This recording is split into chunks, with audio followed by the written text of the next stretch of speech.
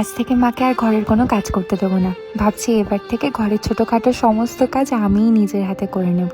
মায়েরও তো বয়স হয়েছে, এবার মা একটু রেস্ট করুক। সমস্ত কাজ একদম সুন্দরভাবে নিপুণতার সাথে করব, মা খুব খুশি হবে। আসলে আমি তো এই পরিবারে নতুন, তাই ওদের একটু মানিয়ে নিতে অসুবিধা হচ্ছে। যত দিন যাবে তত আমিও ওদের সাথে মানিয়ে নেব, আর ওরাও আমার সাথে সুন্দর করে মানিয়ে নেবে। সমস্ত রান্না বান্না হয়ে গেছে, এবার বাসনগুলো ধুয়ে পুরো রান্নাঘরটাকে সুন্দর করে পরিষ্কার করে নিই। আজ সত্যিই মা খুব খুশি হবে। রান্নাঘর একদম চকচকে করে নিয়েছি, আর আজকে রাতের খাবারে মায়েরই পছন্দের সমস্ত খাবার বানিয়েছি। যাই মায়ের ঘরে খাবারটা দিয়ে চলে আসি।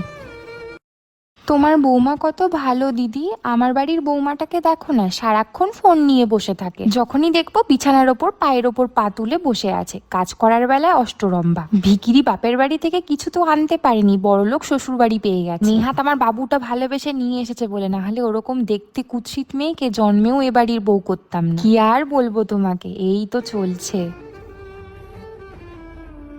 এভাবেই একটু একটু করে বুঝতে পেরে গেছিলাম এই বাড়িটা আমার নয়, এই মানুষগুলো আমার নিজের নয়। আমি এদের থেকে অনেক আলাদা। যতই চেষ্টা করি শ্বশুর বাড়ির লোকের মন পাওয়ার, কিন্তু সেটা কখনোই হওয়ার নয়। অথচ সবাই মিলে বোঝাপড়া করে যদি সবাই এক সংসারে থাকতো, তাহলে কতই না ভালো হতো। সংসারটা কত সুখের আনন্দের হতে পারতো। এই ছোট্ট কথাটা শাশুড়ি মায়েরা বুঝতে পারে না।